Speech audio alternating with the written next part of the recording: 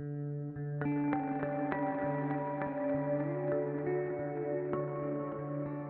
I'm Samantha Todd, clinical psychologist at the Winnicott Centre, which is part of the Child and Adolescent Mental Health Services. CAMS is based at Manchester University Hospital's NHS Foundation Trust, and there we have a team that works with children and young people with an autism diagnosis.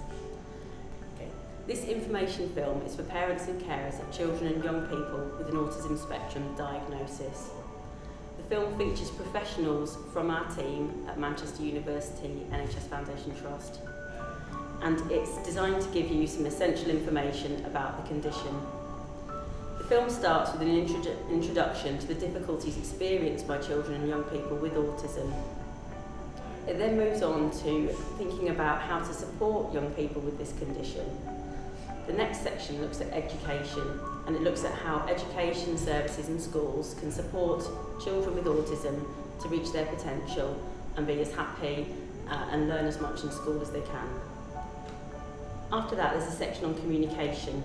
This looks at different communication tools that you can use that will help your child with autism understand the world around them and be able to communicate and develop their social interaction skills.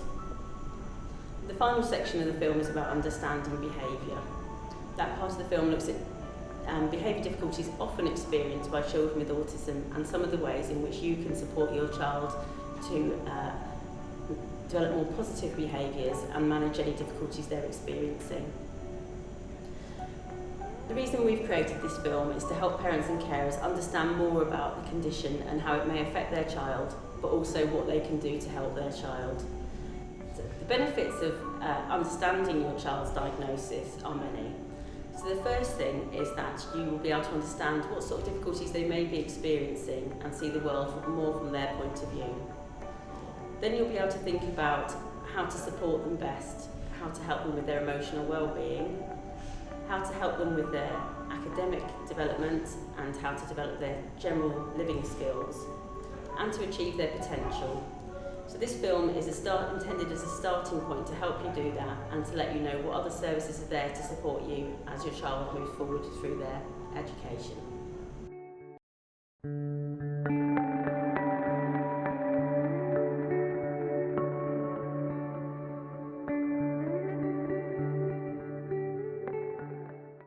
I'm Lata Hackett. I'm a child and adolescent psychiatrist working for Manchester Foundation Trust. I'm going to talk to you about autism to give you an understanding of what autism is. The best definition I've come across that describes autism is provided by the National Autistic Society, and it describes autism as a lifelong developmental disorder that affects the way a person communicates and relates to people around them. People with autism have difficulties with everyday social interaction. I'll try and describe autism in a way that is best encapsulates what the difficulties people with autism have. It's described as a triad of impairment. Impairment in social interaction, impairment in social communication, impairment in imagination and flexible thinking. Social communication is the way we communicate with other people socially. We use facial expressions, we use eye contact, we use gestures, and we use gestures like pointing, shrugging. So people with autism have difficulties in social communication. So the difficulties are, it's not that they can't just speak, they can't also communicate. So when they communicate, they may not look at you, they might not use gestures, they won't use facial expressions, so you do not know how they feel or what they think. We usually have a safe, comfortable position when we stand next to people. People with autism may come and stand very close to you or stand quite far. They will not, if you call their name, they may not respond, because they do not know their name, it's because they don't realize that when you call their name, they have to look at you or the person has been calling them. The other is sort of social imagination and flexible thinking. Some people with autism may not have any imagination at all, and that can be quite evident when they are young. Children, when they are young, they play with toys, in a very imaginative way. For example, they will be read to stories about Thomas the Tank Engine, they will watch television programs on Thomas the Tank Engine, but when they play with Thomas the Tank Engine, they will play slightly differently to what they have watched. But children with autism, if they play with Thomas the Tank Engine, they play exactly as it was in their book, and they are unable to bring their own imagination because they lack imagination. And I've got a number of examples where parents have explained to me that they have bought a number of toys for their children and they do not know what to do with them. People with autism have limited interest, and when they have an interest, it becomes quite obsessive, and they talk about it, they play about it, they watch on television over and over again. Children and young people with autism do also have repetitive and restricted behaviors. Repetitive behaviors are such as opening and closing doors, switching on and off lights, watching the same program over and over again, asking the same questions over and over again. And they also have a love of routines. They have to do certain things at a certain time. For example, when they come back from school, they would have repetitive play, the same play every day. Then at about 5 o'clock, they would have their tea. 5:30, they watch the same program on television. And that has to happen every day. If their routines are disrupted, they'll find they can't do it and they might have a tantrum. Sometimes a whole family's life has to revolve around the child with autism and their routines. Another significant difficulty that children and young people have with autism is sensory sensitivities. A few years ago, we did not think that this was a significant part of the autism spectrum. But we do know now that this is the one that causes them the most distress and causes them most impairment. Many of them have sound sensitivities to sound. And for most of us, we know how to plant them. But people with autism find that quite difficult. For example, if there's a sudden sound, they'll either hide or they cover their ears, they scream, and people observing children or young people with autism might just see their behavior, not understand that the behavior was triggered by a specific sound. And the same thing can happen with light, with food, textures, clothing. So any of our senses, children with autism can have difficulties. Autism spectrum disorder is described as spectrum because many of the symptoms I've just described can be on a spectrum. For example, a child might have no interest in other people, or they have near normal interest in other children. The other commonly asked question by parents and professionals to me is, where is my child on the spectrum? My answer is that it all depends on what the impairment of autism is on a particular child. The impairment depends on not just the diagnosis of autism spectrum disorder. It actually depends on a number of other aspects. Not all children with autism will have behavior problems. Some do. And these are children usually because they can't make sense of the world, and their only reaction to that would be behavior problems. So if a child has got behavior problems, they have much more impairment. If a child has got learning difficulty, the more the learning difficulty, the more the impairment. If a child has got limited language, it's very difficult for the child to communicate. So they would have more impairment. So if a child has got learning difficulty, if a child has got language delay, and if a child has got significant behavior problems, the impairment are a lot more than if a child doesn't have these three. What we know currently is that 1 in 100 in the normal population would have autism spectrum disorder. We also know, like any other neurodevelopmental disorder, it's much more commoner in boys. Currently, it stands at 4 boys to 1 girl. The numbers of diagnosed children and young people with autism has increased over the last 10 to 20 years. The reason this has happened is because that definitely there is a lot more recognition of autism spectrum disorder among parents, among professionals who are with children or who work with children, and there are more services available if there are concerns for parents and professionals for children to be referred and assessed. 10 to 15 years ago, we used to say a child has got severe learning difficulty but did not make a diagnosis of autism.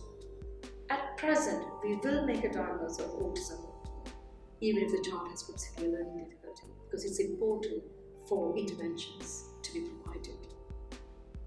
We do not really know what the cause of autism is, but what we currently know is that genetics do play a part. There are families where autism is present in every generation. But there are some families, there's only one child with autism. We also know that if you have one child with autism, there's a higher chance of another child having, but this is only 5% chance, it's not 100%. But we also know from studies of twins, one twin has autism, the other child, it's about 60 to 90% chance of another child having. While non-identical, it's only about 5%. Simon Baron-Cohen describes it, the lack of theory of mind, as the inability to put yourself in another's shoes. There are children and young people with autism do not find other people unpredictable, so they prefer to be by themselves. Lack of empathy because they can't understand how others feel. It also reduces the desire to please others because they don't understand how others think or feel. And they also can't understand what others need to know. For example, if you were to ask, how did you get here today? They might carry on for 20 minutes from the description of what their house looks like to the car seats, the car engine size, and where the car was parked, rather than just saying, I came with my dad today. Jutta Fritz's theory of central coherence deficit explains the inability of people with autism to look at a whole picture and being able to describe. People with autism get lost in the detail. There are a few psychiatric conditions that are quite common with children and young people with autism. Depression, anxiety, obsessive compulsive disorder. ADHD is also quite common. Autism is diagnosed mainly by taking detailed information from parent carers, information from school and other professionals who know the child, observing the child in multiple settings, for example in the clinic, the nursery, the school, and then assessing the child in a structured play-based assessment to look at their social interaction, social communication, imagination, flexible thinking. There have been recent interest in MRI scans used for diagnosing children, but they are very limited. They are in the early stages. The treatments we offer after diagnosis are first is the Autism Post-Diagnostic Workshop, which is a psychoeducation program. What is a treatment that has evidence for autism? Education and communication approaches have good evidence. So do behavioral approaches.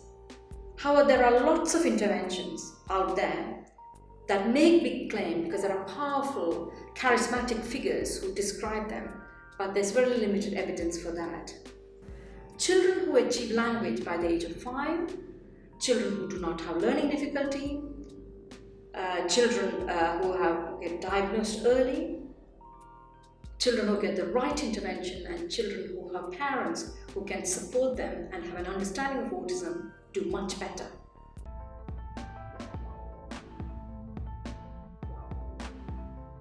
Hi, my name's Abigail Stern. I'm an educational psychologist and I work closely with the autism team at the Winnicott Centre.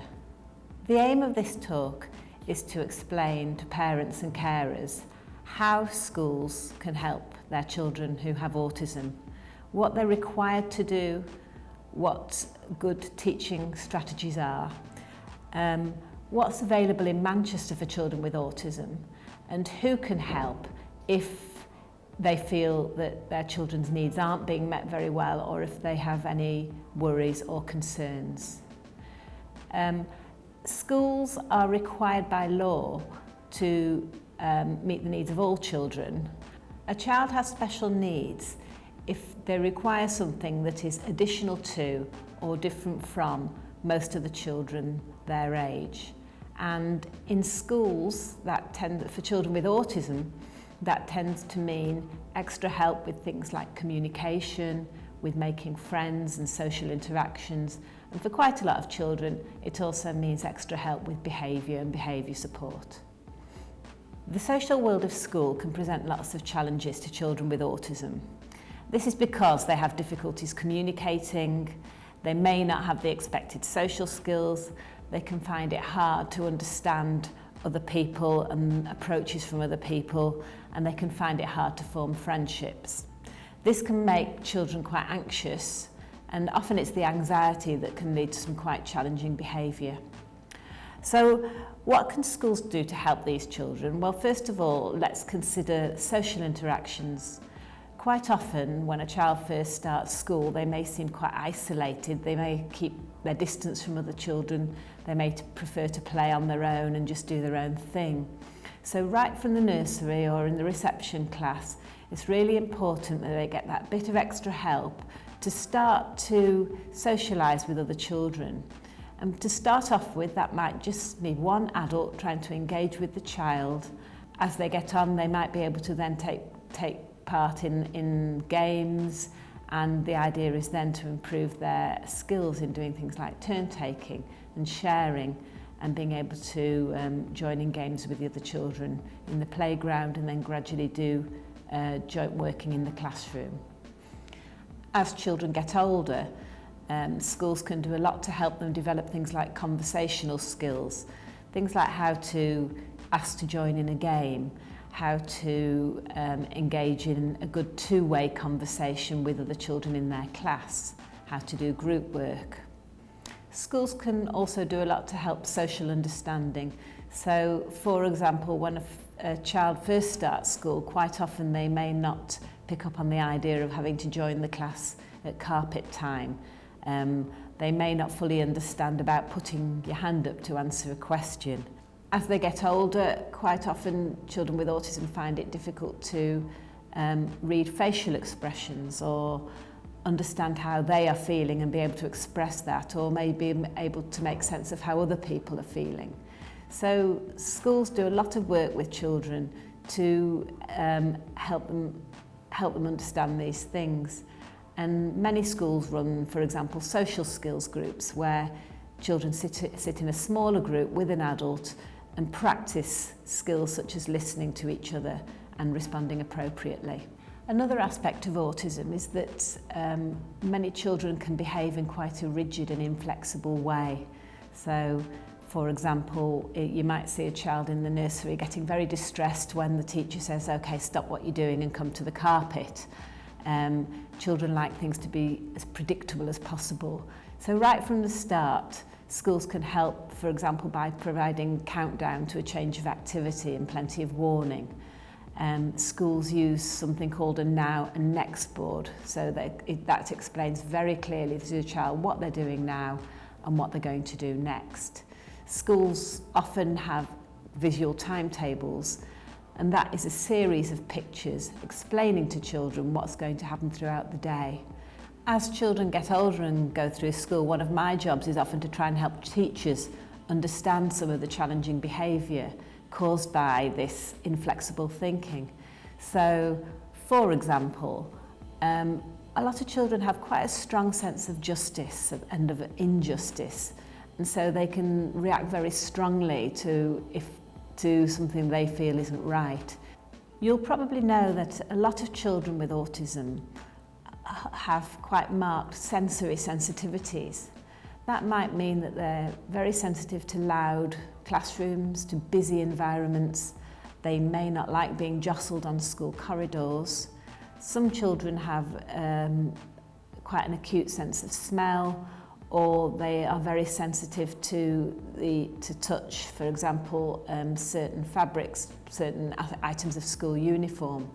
And you see younger children in school wearing ear defenders that can block out some of the noise if they find that more comfortable. For example, when they want to do more focused work. A lot of schools provide calm rooms for children to go to if they're starting to feel overwhelmed by the noise. And of course, it's really important that teachers are aware of a particular child's sensitivities. I know some children that find it very difficult to tolerate, for example, background noise such as air conditioning or heaters in the classroom. Some children are driven mad by somebody clicking a pen, or even somebody biting their nails, or even something as simple as heavy breathing. So it's important that teachers do understand and then do make allowances for children who might appear fractious because of issues such as these. When children move on to secondary school, it's really important that information about their individual needs is shared with all their teachers and with other staff they might meet in the school. So that might mean their primary school sending information about them and that being circulated to all the teachers that they're going to meet. Secondary school can present challenges because often these are socially quite complex environments, and secondary schools, in a way, by their nature, are quite unpredictable places. So it's really important that good information is passed on to teachers. A lot of children in secondary schools will benefit from access to a calm place, and particularly, for example, at breaks and lunch times. Sometimes doing a whole day at secondary school can just feel like too much with a child with autism. A lot of children in secondary school might benefit from a key adult, such as a learning mentor, who just keeps quite close track on how they're doing, on their well-being, and is somebody who can listen to any anxieties a child may have and try and develop a trusting relationship with the child. All children in secondary school struggle to a greater or lesser degree to be organised. You have an awful lot to remember in terms of equipment, PE kit and so on. And so it can be really helpful for children with autism who often have particular difficulties with planning and organisational skills and independent skills to get that bit of extra help in those areas. Schools often provide extra help for children around friendships. As they approach adolescence, the social world becomes even more complicated, and there's also all the pitfalls of digital media. Adults can provide support in this area. For example, there can be friendship groups, there can be circles of friends that are created for young people who may be struggling. Lunchtime clubs, break clubs can be very helpful. So in summary, for children with autism, it's essential that schools work out this fine balance between accommodation and challenge. And by that I mean accommodating children's needs so that wherever possible they are staying calm and happy and therefore can learn effectively. But at the same time, providing a little bit of challenge, and that can mean pushing them a little bit outside the comfort zone so that gradually they're becoming more comfortable in the social world that is school. And I want to just talk a little bit about the Special Needs Code of Practice and key things about special needs within schools. So, a very important person in every school is the SENCO. That's the Special Educational Needs Coordinator. The SENCO is a qualified teacher who's had additional training in special educational needs. They have overview of the special needs within their school. They can offer advice and support to other teachers in their school, and they also work closely with outside professionals such as speech and language therapists, specialist teachers, educational psychologists. You as parents and carers should also be aware that there is the Special Educational Needs Code of Practice, and those are national guidelines that go out to all schools, laying out the law regarding special educational needs. So schools are legally obliged to follow the SEN Code of Practice. Some key principles of the Code of Practice are that all children have got the right to have their special educational needs met, that parents should have a real say in decisions that affect their child, and that from the age of 16, young people should be fully consulted about their educational needs and disabilities. Parents should also have access to impartial information about where they can access help if they feel their child's needs aren't being met. So, how are schools expected to ensure that they are meeting the needs of children with autism? Well, all schools are encouraged to follow a cycle that's known as assess, plan, do, review. This is so that the right support can be provided. So, firstly, the school is expected to assess what the child's needs are. It can be to do with learning, social skills, or behaviour. They're then expected to put a plan into action. So having identified, if you like, the lagging skills, the areas that need work on, they put a programme into place that can address these. So that programme might include additional help with learning, it could include additional help with a social skills group, it might focus on helping the child to make friends. And in those areas, the school would be expected to draw up a target or a desired outcome. And that means where they would like the child to be after the interventions and by the end of a certain period of time. An example would be, say, for a child who is in junior school, in Key Stage 2, that the child develops the skills to work in a group and listen to other children's opinions and express their own opinion. So the teacher would then be firstly ensuring that those skills are specifically taught, and then would be looking out for evidence that the child is making progress in that area. But the outcomes or the targets can cover any area of behaviour or learning or social skills. I should also add that schools are required by law to avoid less favourable treatment of children with autism or any other disability. And in practice that means that schools are not really allowed to exclude children with autism from activities, say, such as swimming, if the rest of the class are going swimming on the grounds that they've got autism, and therefore that might be a challenge. The idea is that schools are required to put in the additional support so that all activities are accessible to children. I'm now going to talk about what is available in Manchester, both in terms of schools and in terms of advice and support if you feel that school isn't meeting your child's needs. First of all, there is an organisation called the Information, Advice and Support Service. The idea is that they are an independent organisation that offer advice and support to parents. Now that could be going along with parents to a meeting that they're worried about. It might be writing a letter on behalf of parents to the school and trying to put their views forward. It could simply mean a supportive phone call and providing information.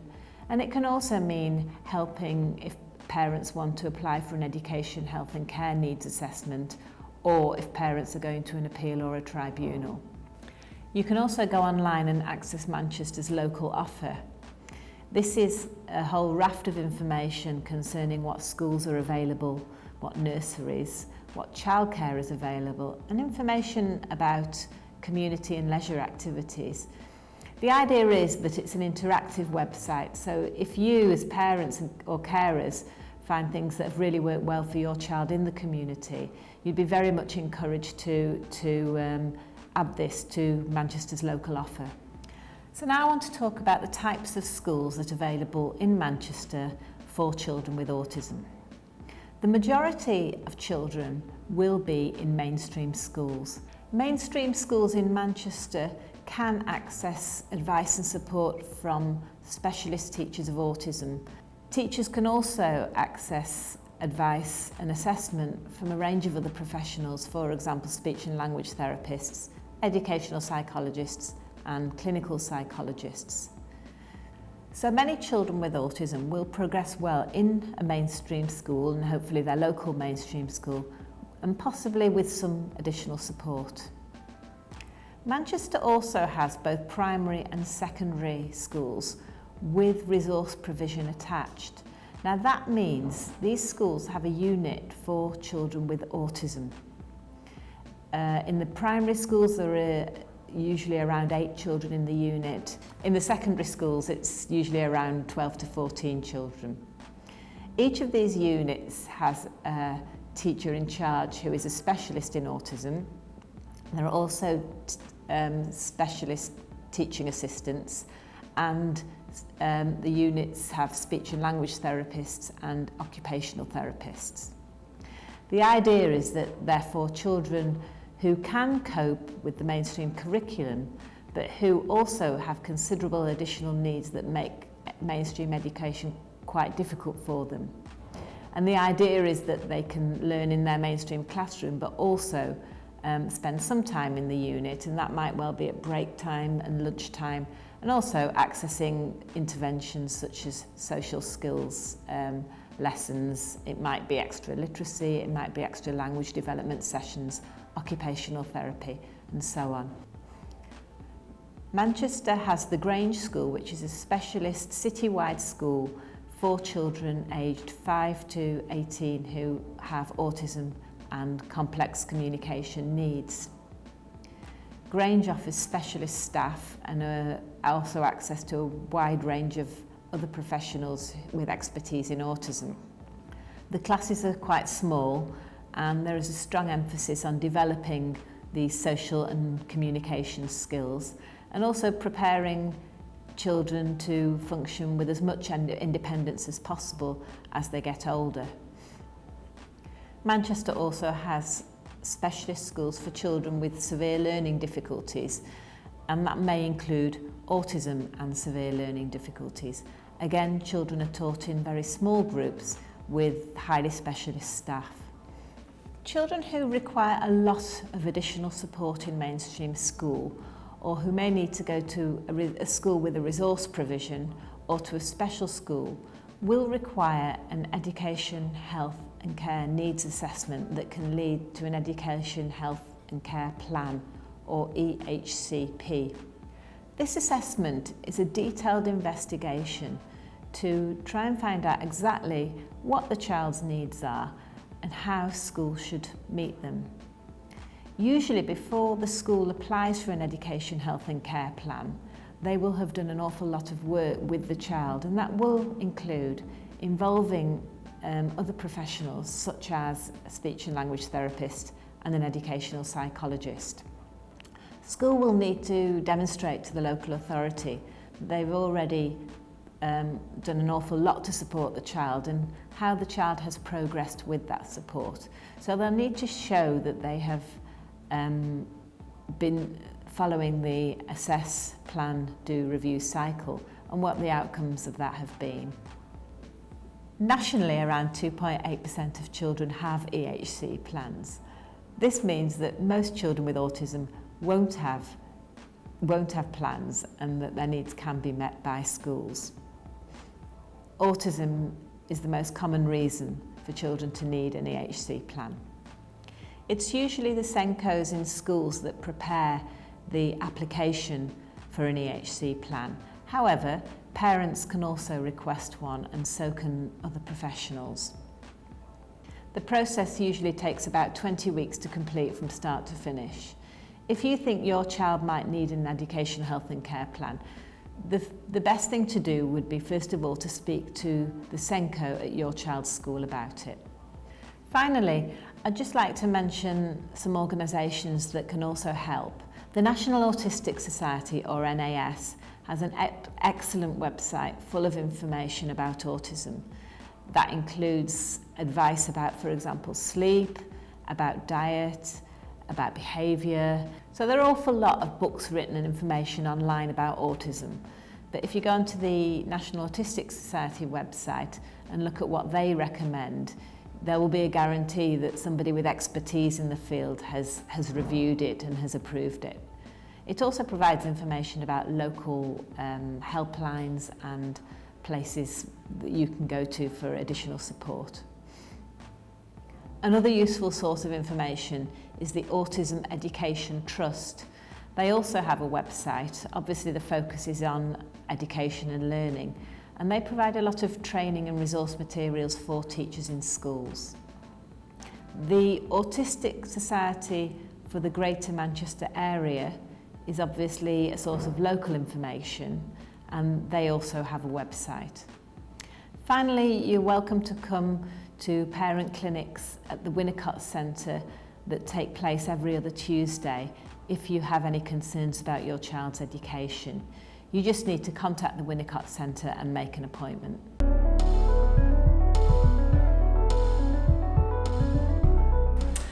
Hello, my name is Katie Baldwin and I'm a specialist speech and language therapist from the Winnicott Centre in central Manchester, Cambs.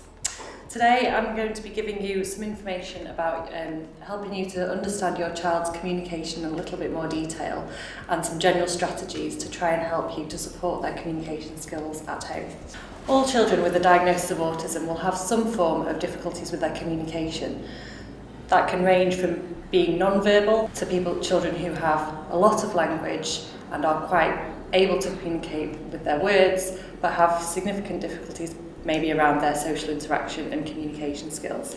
This map can show different areas of communication, and by breaking down communication into these different areas, these islands can help us to think about specific strengths and needs for each individual.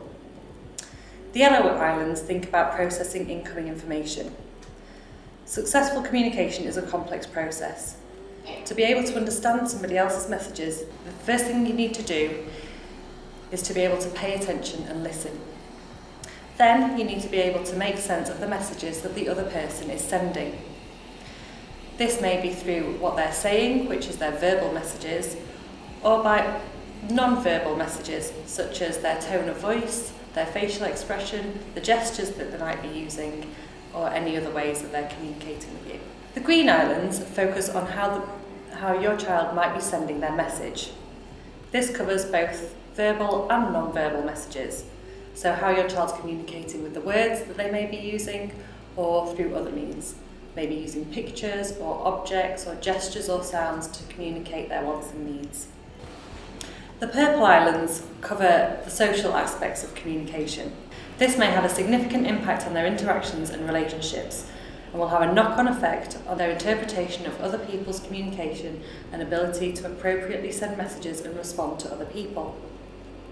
The red islands emphasise the importance of self-esteem and independence. The more confident somebody feels, the more likely they will be to want to engage in social and interactive activities. It's important also to think about a person's ability to develop independent skills and work things out for themselves. Have a think about your child and their communication skills and which islands you think they may be good, have more skills and strengths with, and other islands which they may have some difficulties. And this will help you to think about the types of things that you might want to do to support your child's communication. This brings us on to thinking about how we can support your child's communication skills at home. Firstly, we'll think about supporting the yellow islands. How can you support your child's understanding of what you say? 3 main strategies are as follows. Say less. This means reduce what you're saying, reduce the complexity of the words and the phrases that you're using to a level that you know your child will be able to understand. Another useful strategy is using visual support. And a third one is about pausing and letting them process what you want them to do before giving them the next instruction or explanation. Thinking about visual support in more detail, this simply means using things that you can see that will help your child to understand what you're saying. Using objects to support your communication might be one way of helping them to understand the words that you're using. For example, you might use a cup to show them when they want to drink alongside the word.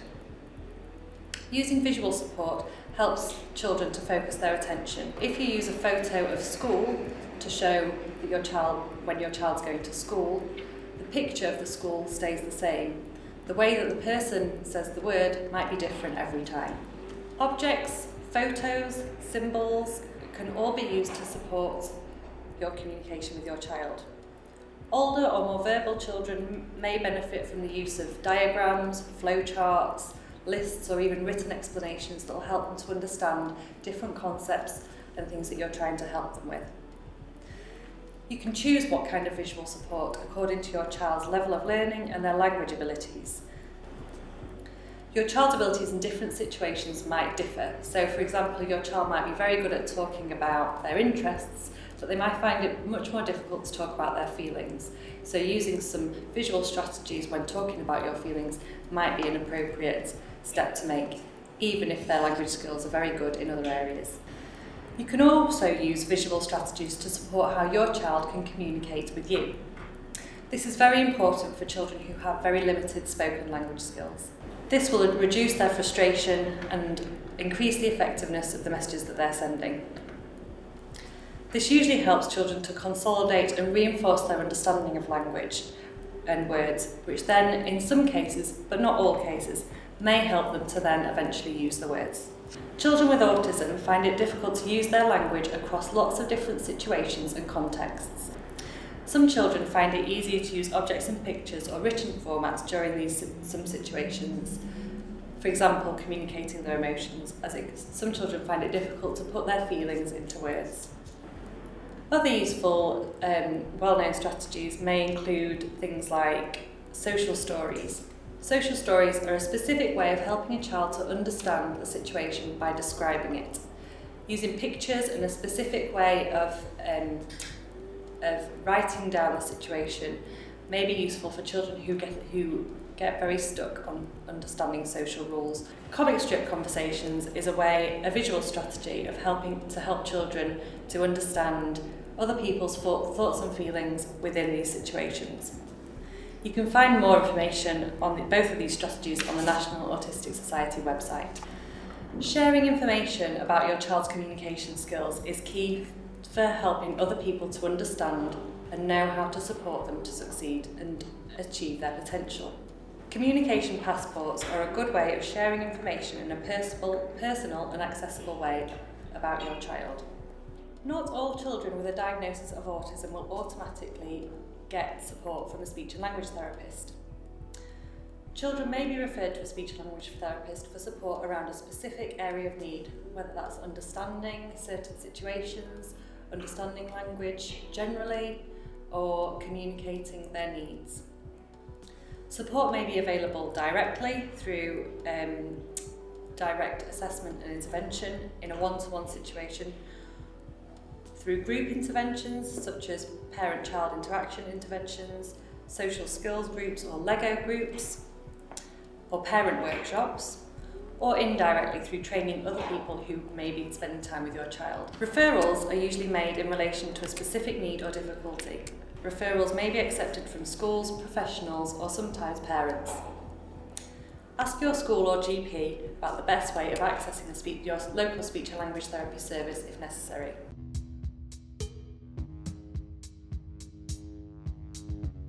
Hi, I'm Samantha Todd. I'm a clinical psychologist at Manchester Foundation NHS Trust, and this section of the presentation is around children's behaviour when they have autism and thinking about understanding and managing children's behaviour.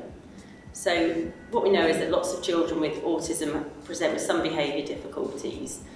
Some children won't have very many behaviour difficulties, and some children can have quite severe difficulties. So part of this is to talk about where to go next if your child is experiencing more significant challenging behaviour.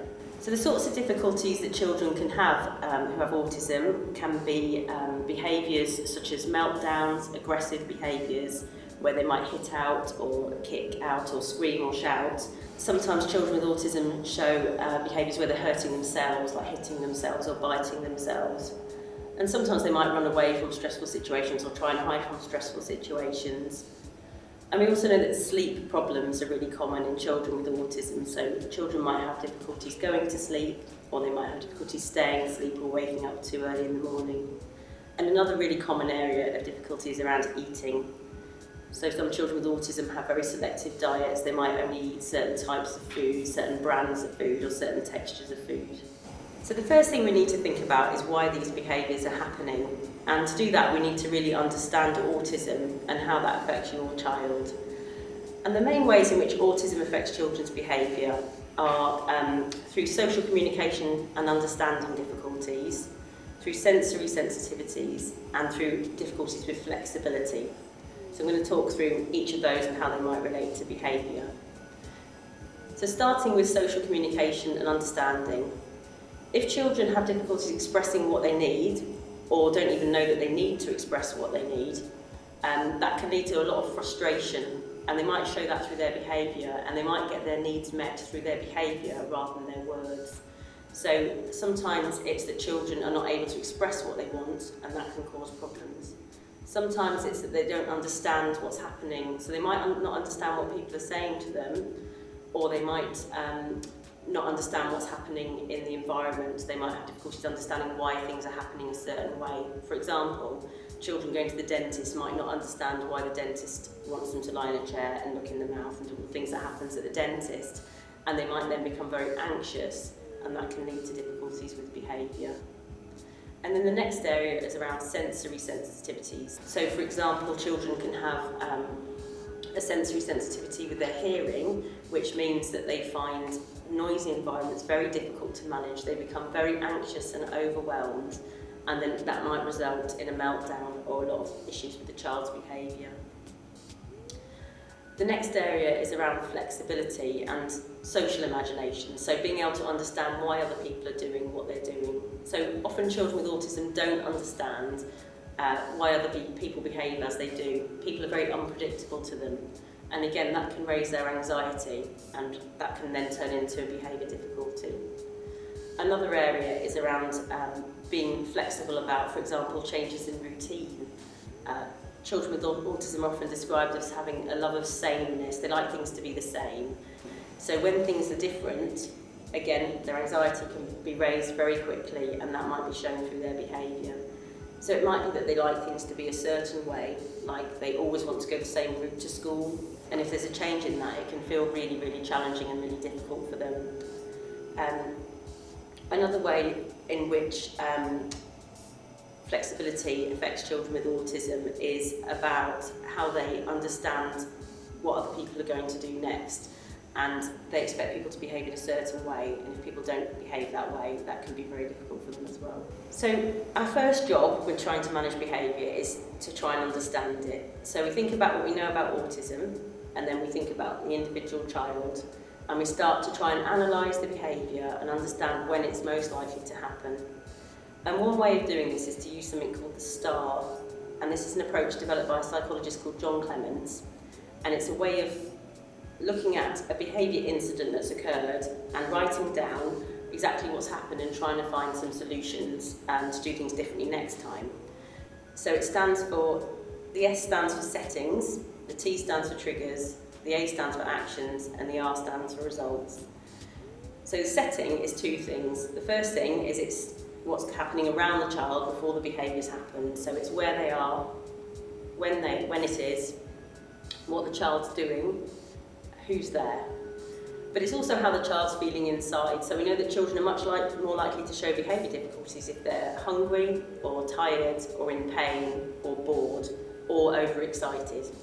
So what we'd write down in that section is the sorts of things that were happening around the child, but also how the child was feeling. And then the T stands for triggers, and that's what happens immediately before we see a behaviour. So that might be something like the iPad being turned off, or it might be something like a very loud noise happening. Or it might be something that happens inside that we can't see, like the child having a memory of something that's happened that they didn't like, or feeling very hungry suddenly. Then the A stands for action, so that's what your child does. So that might be things like shouting or screaming or hitting out, and we write down exactly what it is they did. And then the R is for results. So the results is what happened after the behaviour. So when we're filling out a STAR, we would write down what's happened before, during and after the behaviour. And in the results, what we're really looking for there is if the child's got something out of the behaviour. And that's not to say that children deliberately do things to get a certain outcome, it's just that their behaviour is shaped up often by what's happened in the environment. So for example, children might avoid a situation that they're finding really difficult as a result of a behaviour. So they might find that if they are really struggling with doing homework and then they start screaming and shouting every time homework comes out, that their parents will be less likely to give them the homework. So it's an effective way for them to avoid a situation they're finding difficult. So what we do is ask you to fill in a star around each behaviour incident that's causing you concern and think about where you might make changes. And those changes might be in the setting. So for example, if you notice that your child is more likely to show these difficulties when they're hungry, then you think about when you give them snacks. If you've noticed that it always happens with a certain trigger, like the iPad being turned off, we might think about how to help them cope with that trigger. So we might help them by, for example, having a timer to show them when the iPad's going to be finished. And the best place to make changes is definitely before the behaviours happen. So prevention is much better than cure when it comes to changing behaviour. When it comes to changing behaviour, the important thing to remember for children with autism is there isn't one size that fits all. There isn't one thing that works for every child. Every child is different, and something might work for a bit and might not keep working. So we have to keep thinking creatively about how to help children with their behaviour. There's some strategies that seem to work generally, so I'll go through each of those. Visual strategies and visual schedules and communication approaches seem to help a lot of children with autism. So it helps them to understand what's going to be happening, and it helps them to understand why things happen the way they do. So that relates back to the speech and language therapy section of this film around different visual strategies you can use. Another thing that often helps behaviour is having quite a clear routine. Children with autism need things to be fairly predictable. That's not to say you can never make changes, because we want children to understand that the world does change and that you can't control everything, but equally they need things to be fairly predictable. It's also helpful for children to have breaks. Children with autism can feel very overwhelmed by the world, by all the sensory issues that they're having and by all the demands that people put upon them. And they might need a break in which to engage with an activity that they find relaxing and that helps regulate them. So that might be a sensory activity, or it might be just doing something that they enjoy doing. And also, often children with autism have an unusual interest. They have something they really like doing, and we can really use those. We don't try and get rid of unusual interests unless they're harmful. So if they really like doing something, we can again plan that in to help them stay feeling kind of positive and calm. And we can also use those special interests as a bit of a reward. So if there's something your child finds difficult, like getting dressed, you might use their special interest to reward them for doing that as calmly as possible. And then finally, we have thinking about sensory difficulties. Using sensory strategies are really important for children with autism. So if they've got sensory hearing sensitivity, then it might be helpful for them to wear either earphones or ear defenders at certain times. Sometimes children have very sensitive sight and they might need sunglasses, or it might be that they need something sensory to fiddle with to help them feel regulated. So often children will have twiddle toys that help them feel calm as well. So now we're going to talk about what next there is in Manchester. So we have a number of different interventions with help with children's behaviour. For very young children, aged 3 and 4, we run a course called Getting on Board, which is, again, helping you to understand and manage children's behaviour when they're in the preschool age. And that includes some sessions from speech and language therapists and occupational therapists as well. As children move up into school, we have another course for parents called Riding the Rapids, Living with Autism or Disability. And that's a 10-week course. We have courses for primary age children and secondary age children. And that's a much more in-depth look at understanding and managing your child's behaviour. So what you do is come to the course, set a goal that you'd like to work on, a behaviour that you'd like to change, and then you spend the next 10 weeks really focusing on changing that behaviour, and then you can apply the same ideas to any other issues you've got as well. And that course has been found to be effective in reducing children's difficult to manage behaviour, and also helping parents just to feel like they're coping better and feel a bit less stressed and feel a bit more like they're managing the situations more effectively. We also run a group called Steps for Sleep, which is a specialist sleep intervention around sleep difficulties. So for all these courses, parents can self-refer. We do have interpreters on these courses if people don't have English as their first language. We don't have any creche facilities, so we don't have anyone to look after younger children. So if you do come on the course, you need to have someone to look after your younger children. And you can, as I said, you can self-refer to the course by filling in one of the forms that we have at each of the CAM services. If you've done one of those courses, or if you absolutely can't do one of those courses, we do offer some individual work as well. So we'll meet with you and your family to try and help you think about how to understand and manage your child's behaviour differently.